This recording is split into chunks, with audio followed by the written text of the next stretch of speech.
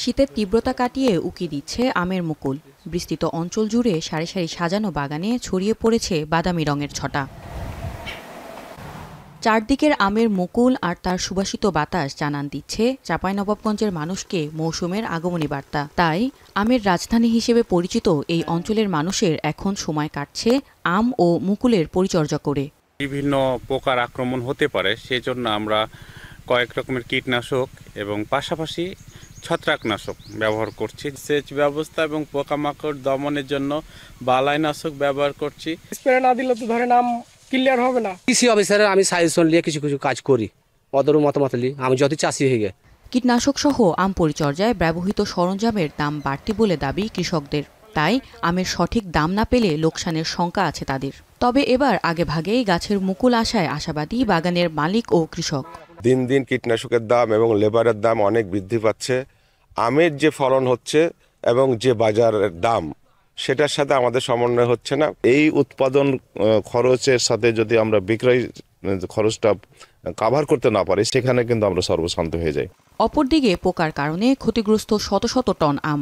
তাই আমের মান নিয়ন্ত্রণে ব্যবহার করতে হচ্ছে বিভিন্ন ধরনের কীটনাশক ও বালাইনাশক। এতে বাড়ছে উৎপাদন খরচ।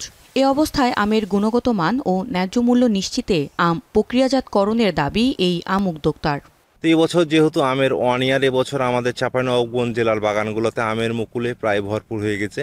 তো এখন পর্যন্ত আবহাওয়া কিন্তু আম চাষের অনুকূলে আছে। প্রতি বছরই কিন্তু এখন নিত্য নতুন পোকার আবির্ভাব হয়। আমরা সেই পোকাগুলোকে আইডেন্টিফাই করছি, সেগুলো আইডেন্টিফাই করে আমরা কিন্তু গাছে এখন বালাইনাশক প্রয়োগ করছি। এখন পর্যন্ত জেলায় আম গাছে মুকুল এসেছে 85%।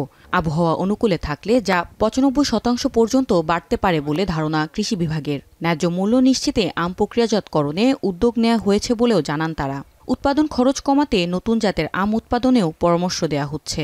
মুকুল বের হয়ে গেছে এবং কিছু কিছু মুকুল যেটা আগাম বের হয়েছিল সেগুলো হয়তো ফুটে গেছে। তো যে সমস্ত বাগানের মুকুল ফুটে গেছে সেগুলোতে আমরা স্প্রে করতে নিষেধ করি এখন। আর যেগুলো এখন বের হয়ে গেছে সেখানে আমরা দ্বিতীয় যে ডোজের কথা বলি, সেটা এখন আমরা স্প্রে করতে বলি। ফুল ফোটা অবস্থায় বৃষ্টি হয়ে যায় তাহলে কিন্তু আবার ক্ষতি হতে পারে। সুতরাং আমরা বলতে পারি যে যেহেতু প্রকৃতির উপর আমাদের উৎপাদনটা নির্ভর করে, যদি আমাদের আবহাওয়াটা ভালো থাকে, যে পরিমাণ মুকুল আসছে সেটি যদি ফলে পরিণত হয়, তবে নিঃসন্দেহে গত বছরের তুলনায় অনেক বেশি ফলন হবে। গত বছর চাঁপাইনবাবগঞ্জে আম উৎপাদন হয়েছিল 4,48,000 টন। এবছর লক্ষ্য ধরা হয়েছে 4,86,000 টন। এখন চাঁপাইনবাবগঞ্জ। লিলি হালাল বিউটি সোপ, বিএসটিআই কর্তৃক সনদপ্রাপ্ত দেশের প্রথম হালাল বিউটি সোপ। দীপ্তিময় উজ্জ্বল ত্বকের জন্য।